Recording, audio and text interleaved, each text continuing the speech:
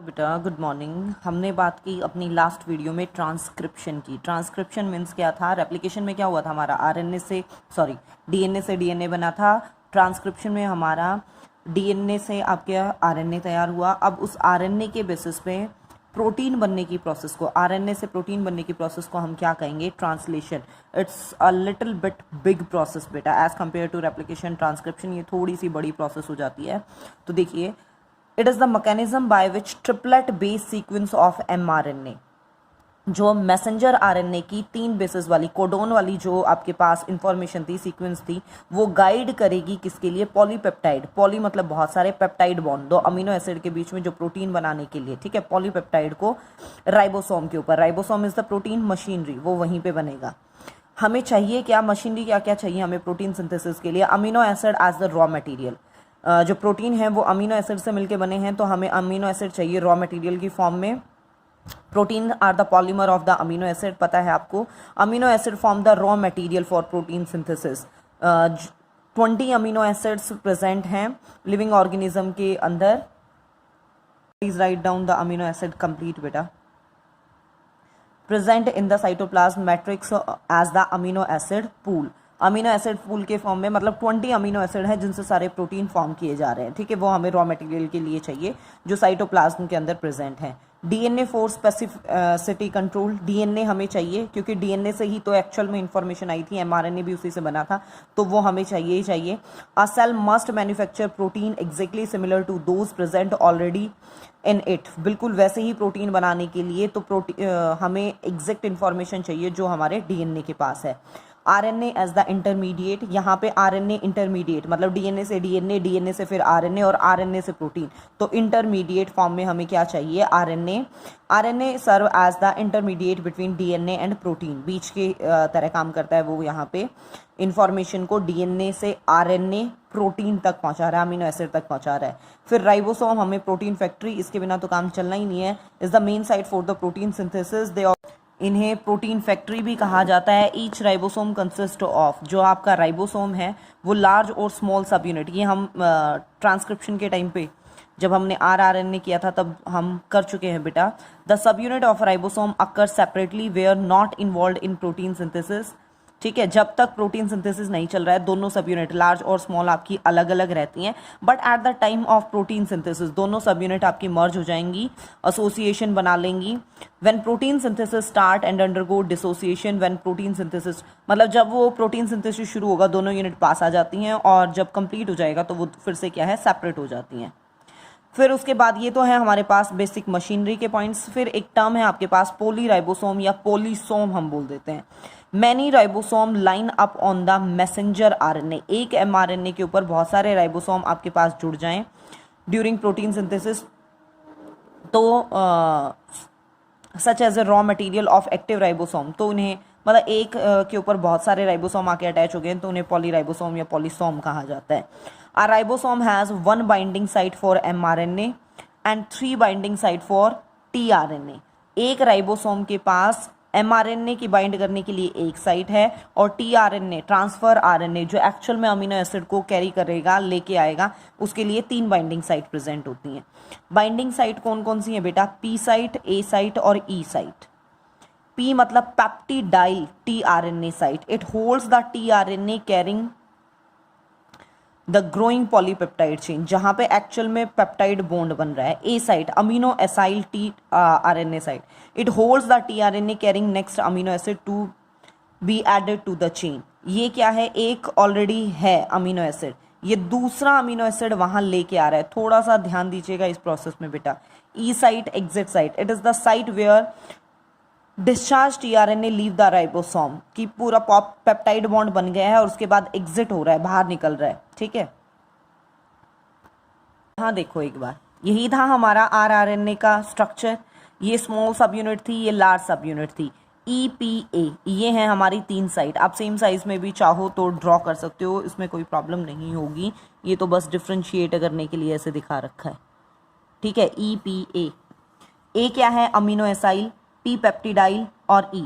ध्यान से देखिएगा, कोई अमीनो एसिड आया, सबसे पहले टीआरएनए किसी अमीनो एसिड को लेके आया, वो कहाँ लेके आएगा? A साइट पे, ठीक है।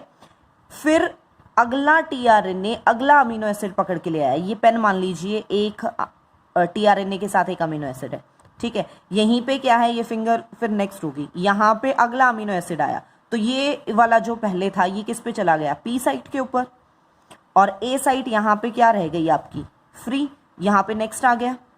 अब थर्ड कोई आ गया तो पी वाला कहाँ चला गया, ई के ऊपर, और ये सेकंड वाला पी पे और फिर ए पे। अब कोई फोर्थ भी आ गया तो ई वाला एग्जिट बाहर हो गया और ये आगे आगे एक साइट आगे मूव करते रहे। अमीनो असाइल साइट, यहाँ अमीनो एसिड आया पी के ऊपर, नेक्स्ट जो आया यहाँ एक था, ये पेन था, एक और आ गया, ये फिंगर एक और आ गया, ठीक है। जब ये पी साइट पे है और अगले के साथ जुड़ा तो यहाँ पे पेप्टाइड बॉन्ड बन गया ई पे आते हुए। जब ये ई से बाहर निकला तो टीआरएनए फ्री हो गया और अमीनो एसिड की एक चेन बनती चली जाएगी जो हम आगे देखेंगे। Are you getting the point? थोड़ा सा ध्यान दीजिएगा इसमें, बड़ी प्रोसेस है इजी लेकिन थोड़ी सी लंबी है। A eukaryotic ribosome has a groove at the junction, ये है ग्रूव बेटा, जहाँ पे स्मॉल और लार्ज सब यूनिट आपकी जुड़ती हैं वहाँ पे ये ग्रूव है, मतलब ये खाली जगह है यहाँ पे। From this groove a tunnel extend, ये टनल, ठीक है, गुफा like structure, to the large subunit में ये टनल एक्सटेंड कर गया है and open into the canal of endoplasmic reticulum, और ये यहाँ पे ओपन होगी ये टनल जहाँ पे ईआर मतलब राइबोसोम अटैच है, ठीक है, reticulum. The polypeptide are synthesized in the groove, यहाँ पे बने क्योंकि यहाँ पे ये आपका पूरा स्ट्रक्चर यहाँ टीआरएनए यहाँ आके अटैच हो रहा है, and pass to the tunnel into the ER, इस टनल से इस ईआर में भेज दिया जाता है। आपको अगर +1 का एंडोप्लाज्मिक रेटिकुलम का फंक्शन याद है तो पैकेजिंग वगैरह जो हम फंक्शंस की बात कर रहे थे वो यहीं से, ठीक है, उसके मैचुरेशन होना, पैकेजिंग होना, वो सब यहीं से। The large subunit attaches to the by 2 ग्लाइको, जो लार्ज सब यूनिट है वो स्मॉल सब यूनिट से अटैच है 2 ग्लाइकोप्रोटीन के थ्रू, राइबोफोरिन 1 और राइबोफोरिन 2। जब ये 2 प्रोटीन ग्लाइकोप्रोटीन आपस में आते हैं तो ये लार्ज और स्मॉल सब यूनिट को आपस में जोड़ देते हैं। इसी डायग्राम को यहाँ हमने रिवर्स कर दिया, स्मॉल सब यूनिट ऊपर, लार्ज यहाँ पे, देखिए ये एमआरएनए की चेन चली, उसके बेसिस पे टीआरएनए, ये पूरा स्ट्रक्चर ग्रूव है, ये लार्ज सब यूनिट, इसके अंदर ये टनल, और यहाँ पे ये पॉलीपेप्टाइड चेन बनेगी जो ईआर में जाएगी। देखिए बेटा, now start the actual process, mechanism of protein synthesis. सबसे फर्स्ट स्टेप है activation of amino acid. Amino acid react with the ATP, जैसे हमने वहाँ नाइट्रोजनस बेस पेयर को किया था एक्टिव, यहाँ अमीनो एसिड रॉ मटेरियल है तो उन्हें एक्टिव करेंगे to form amino acid AMP complex. आपका अमीनो एसिड पर्टिकुलर जो भी है 20 में से, और plus ATP, amino acyl synthetase enzyme, plus इसके लिए Mg2 पॉजिटिव आयन, ये बनाएगा amino acid AMP complex plus inorganic phosphate, ठीक है। This is separate, there is separate amino acyl RNA synthetase for each amino acid, जैसे methionine के अलग, proline के लिए अलग, 20 हैं तो 20 के लिए अलग अलग एंजाइम प्रेजेंट है, सेम काम नहीं करता। चार्जिंग ऑफ टीआरएनए का एक्टिव होना बहुत ज़रूरी है। The amino acid AMP enzyme complex joins the amino acid binding site of tRNA, ये एंजाइम टीआरएनए की बाइंडिंग साइट के साथ जुड़ गया, वेयर इट्स COOH ग्रुप। ध्यान है आपको 3' एंड की साइड पे हमने COH ग्रुप दिखाया था CAA के साथ, reacts with the OH group of the terminal base sequence CCA. The reaction is catalyzed by the same enzyme, this one CCAOH group, और हमने यहाँ कहा था कि COH ग्रुप आके इसके साथ अटैच होता है, इस साइट की बात कर रहे हैं हम 3' एंड। देखिए बेटा, the reaction is catalysed by the same enzyme, amino acyl tRNA synthetase ही यहाँ काम आएगा। Now resulting tRNA is called charge tRNA. जब उसके साथ अमीनो एसिड आके जुड़ गया तो हम उसे क्या नाम देंगे, charge tRNA.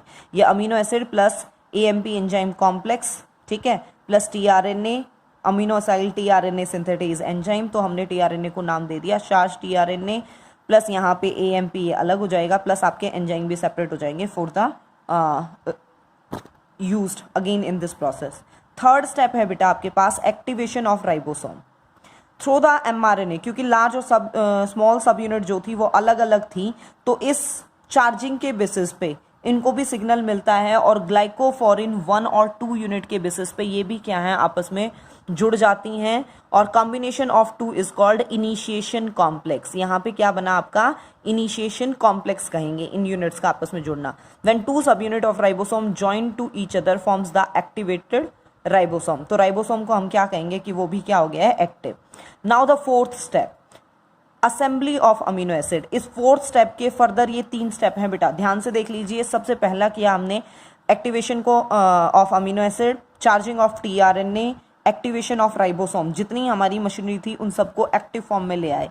Now the fourth step is assembly, जोड़ना अमीनो एसिड को आपस में, एक्चुअल में पॉलीपेप्टाइड फॉर्मेशन होना।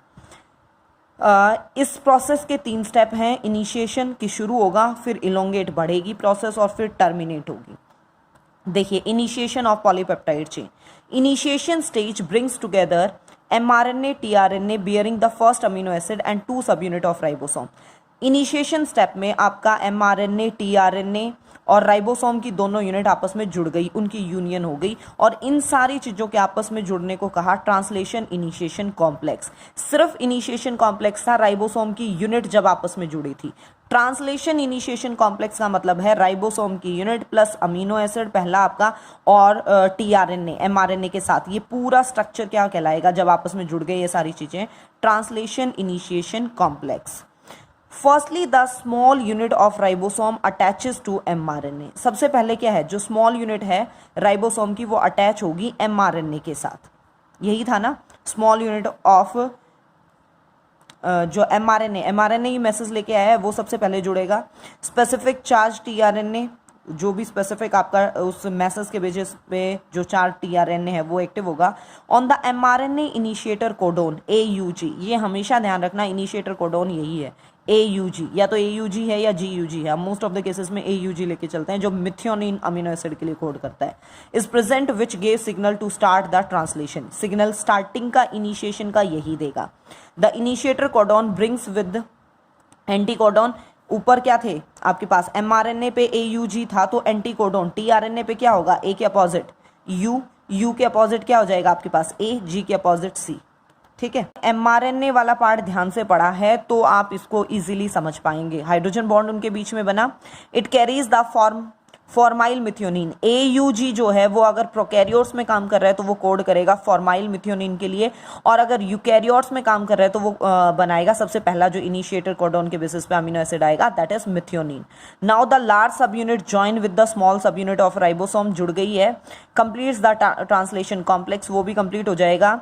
And initiation some initiating factor, इस इनिशिएशन के लिए कुछ इनिशिएशन फैक्टर्स काम करेंगे। प्रोकैरियोट्स में उन्हें IFS बोल देते हैं और यूकैरियोट्स के केस में EIFS। ठीक है, वो नेसेसरी हैं इस इनिशिएशन के लिए। सेकेंड स्टेप है बेटा आपका elongation of polypeptide chain. In the elongation state of translation amino acid each addition require the certain elongation factor. जैसे स्टार्टिंग में आपको इनिशिएशन फैक्टर चाहिए थे, यहाँ पे हमें इलोंगेशन फैक्टर चाहिए EFTU, EFTS, EFG, ये प्रोकैरियोट्स में। ठीक है, यूकैरियोट्स में सिंपल इन इलोंगेशन फैक्टर से नाम दे देते हैं। इस स्टेप के भी आपके पास फर्दर 3 स्टेप होते हैं बेटा इलोंगेशन के। थोड़ा सा ट्रैक पे रहिएगा, मैकेनिज्म हम पढ़ रहे हैं, एक्टिवेशन, चार्जिंग, एक्टिवेशन, असेंबली, उसके 3 स्टेप थे, इनिशिएशन, इलोंगेशन। अब हम बात कर रहे हैं इस सेकंड स्टेप इलोंगेशन की, जिसके फर्दर ये 3 स्टेप हैं आपके पास ABC। देखिए कोडोन रिकॉग्नाइजेशन, सबसे पहले तो कोडोन की जान पहचान होगी। ऊपर क्या था, नीचे ये है चेन एमआरएनए की और ऊपर है आपका tRNA. Do you remember this, ये समझाया था आपको, ये कोडोन आए, यहाँ पे एंटी कोडोन है, इस वाले स्टेप की बात कर रहे हैं हम यहाँ पे। ठीक है, no need to draw this diagram again, सिर्फ समझाने के लिए बता रही हूँ। Codon recognization, a charge tRNA along with its amino acid having anticodon होगा। टीआरएनए के पास एंटी कोडोन होंगे, उसका कोडोन होगा मैसेंजर आरएनए के पास। जैसे फॉर एग्जांपल ले लो GGA binds with CC, G के अपोजिट C, G के अपोजिट C, A के अपोजिट आरएनए की बात कर रहे हैं तो U of mRNA chain by hydrogen bond इनके बीच में बन गया। GTP is hydrolysed in this step, मतलब ये एनर्जी जैसे ATP है वैसे ग्वेनोसिन ट्राइफॉस्फेट एनर्जी दे रहा है। Peptide bond formation, the amino acid formyl methionine या मिथ्योनिन, ये प्रोकैरियोट्स के केस में, ये यूकैरियोट्स के केस में, टीआरएनए के ऊपर सबसे पहले की अगर हम बात करें, newly arrived amino acid proline, मान लीजिए सबसे पहले आ गया था आपका मिथ्योनिन या फॉर्माइल मिथ्योनिन, उसके बाद है नेक्स्ट प्रोलीन, ये कोड कर रहा है प्रोलीन के लिए टीआरएनए के ऊपर, एट ए साइट, कुछ ध्यान आ रहा है, join bye peptide bond with the help of the enzyme peptidyl transferase. देखो क्या कह रहा है, यहाँ पे पहले था फॉर्माइल मतलब मिथ्योनिन, ठीक है, नेक्स्ट आया टीआरएनए लेके आया प्रोलीन को, ठीक है, तो ये मिथ्योनिन कहाँ शिफ्ट हो गया, यहाँ पे, और यहाँ पे क्या आ गया आपका प्रोलीन, यही कहना चाह रहा है ना ये। और इस शिफ्टिंग के टाइम पे क्या बन गया इनके बीच में, peptide bond with the help of peptidyl transferase enzyme, ठीक है। ये जो एंजाइम है ये प्रोटीन नहीं है बेटा बाय नेचर, ये आरएनए है बाय नेचर, राइबोजाइम है। एक आधी बहुत कम होते हैं ना प्रोटीन, मोस्टली प्रोटीन होते हैं, ये आरएनए है, ठीक है। देखिए, during the peptide bond formation the linkage between first amino acid and tRNA get broken. यहाँ पे जो मिथियोनिन वाला टीआरएनए था उसकी वहां से बॉन्डिंग टूट गई और इनके बीच में बॉन्डिंग बन गई। And the COH group now forms the bonds with the NH2 group. दो अमीनो एसिड की बात कर रहे हैं हम, अमीनो एसिड हैं तो ये देखो दो अमीनो एसिड हो गए, दो अमीनो एसिड का ये वाला पार्ट, एक का NH2 ग्रुप और एक का COH ग्रुप, ठीक है, ये आपस में क्या बनाएंगे, पेप्टाइड बॉन्ड। आगे देखो, thus the second tRNA carries are dipeptide, जो दूसरा टीआरएनए उसके पास दो हो गए amino acid dipeptide, and first tRNA is without amino acid. एक फर्स्ट वाले ने छोड़ दिया और दूसरे वाले ने पकड़ लिया तो उसके पास दो हो गए, और यहाँ पे क्या हो गया, पहले वाले के पास कुछ नहीं।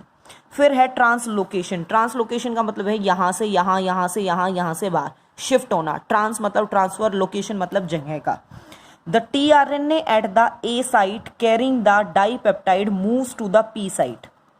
ए से कहाँ चला गया, पी के ऊपर, और इसी को हमने क्या नाम दे दिया, translocation. As the tRNA translocate to P site, its anticodon keeps the hydrogen bonded to the mRNA codon। वो लगातार यूं बढ़ता जा रहा है, बढ़ता जा रहा है, बढ़ता जा रहा है, ठीक है, मतलब ऊपर एक कोडोन एंटीकोडोन की बॉन्डिंग हुई, फिर नेक्स्ट की हुई, जैसे ही नेक्स्ट की हुई नेक्स्ट अमीनो एसिड आ गया। So that mRNA moves along with it and bring its next codon from next site. In the meantime, the uncharged tRNA shifts from P site to E site, ठीक है, क्योंकि next के लिए signal आ रहा है तो वो P से ई पे शिफ्ट हो गया, पी से भी ई और ई से बाहर। From here it have the ribosome and returns to the cytoplasm and again available, दोबारा से अवेलेबल हो गया। The mRNA moves through the ribosome in one direction. ये ध्यान रखना कि डायरेक्शन यही रहेगी 5' से 3', ये रेप्लिकेशन से सेम यही डायरेक्शन चली आ रही है, इसको मत भूल जाना तुम।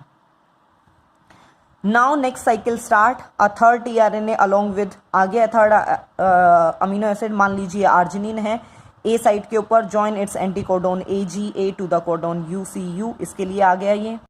The dipeptide formyl methionine, methionine proline, ये बन गई थी चेन हमारी, shifts from the P to the next site, peptidyl transferase की हेल्प से फिर से अमीनो एसिड के बीच में पेप्टाइड बॉन्ड बनेगा। Now the dipeptide become tripeptide, यूं ऐड होते चले जाएंगे आपके। The whole process involve arrival of tRNA, tRNA आएगा, amino acid complex, peptide bond formation होगी और चेन क्या है वो बढ़ती चली जाएगी।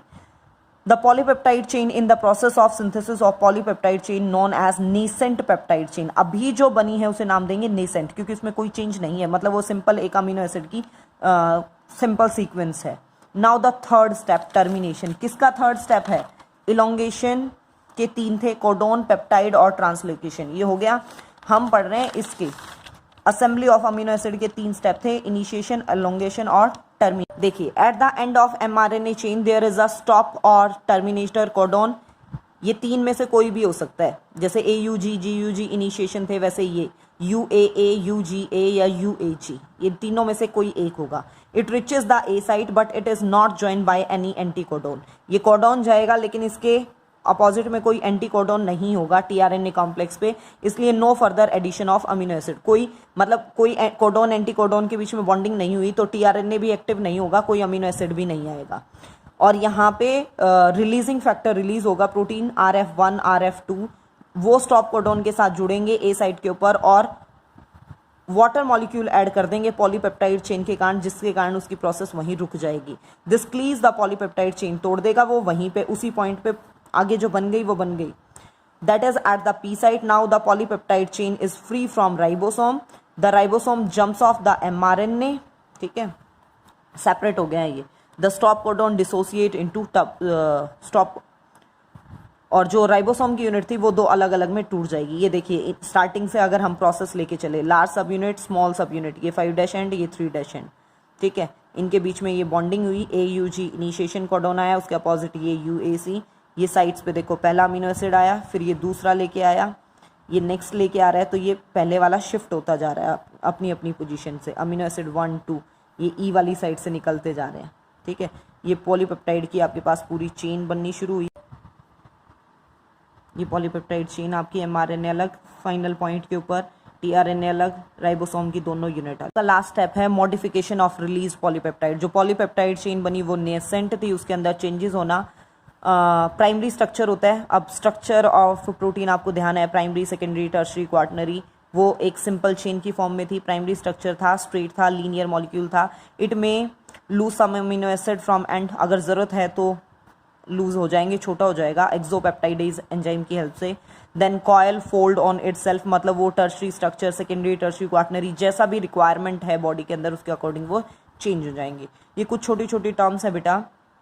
चैपरॉन, these are the protein which has the polypeptide chain to fold correctly. ये वो प्रोटीन होंगे जिनके बेसिस पे वो करेक्टली फोल्ड होंगे कि प्राइमरी, सेकेंडरी, टर्शरी, क्वार्टनरी किसके अंदर। Translational amplification, synthesis of many molecules of some polypeptides simultaneously form one mRNA molecule from by a polysome, उसे कहेंगे ट्रांसलेशनल एम्प्लीफिकेशन। एक क्वेश्चन है, why are the DNA and ribosome located at different site. DNA nucleus के अंदर है, ribosome cytoplasm में है, क्यों वो अलग अलग जगह पे है कि हमें इतने सारे सिग्नल मैकेनिज्म, RNA और ये सब कुछ की जरूरत पड़ी। Location of the instruction centre DNA and the manufacturing sector ribosome eight different site is advantageous. इसका फायदा है क्या, if both were in the nucleus, दोनों न्यूक्लियस में अगर होंगे तो जो राइबोसोम है वो एनर्जी सोर्स से बहुत ज़्यादा, रॉ मटेरियल जो कि कहाँ एनर्जी सोर्स और रॉ मटेरियल साइटोप्लाज्म, उनसे बहुत दूर हो जाएगा, तो प्रोसेस पॉसिबल नहीं हो पाएगी। और अगर दोनों साइटोप्लाज्म में हो जाएं, इंफॉर्मेशन सेंटर और मैन्युफैक्चरिंग, तो क्या होगा, इंफॉर्मेशन सेंटर रेस्पिरेटरी ब्रेकडाउन, वहाँ पे बहुत सारे एंजाइम प्रेजेंट हैं जो उसे ब्रेक कर देंगे, तो ये दिक्कत आ जाएगी।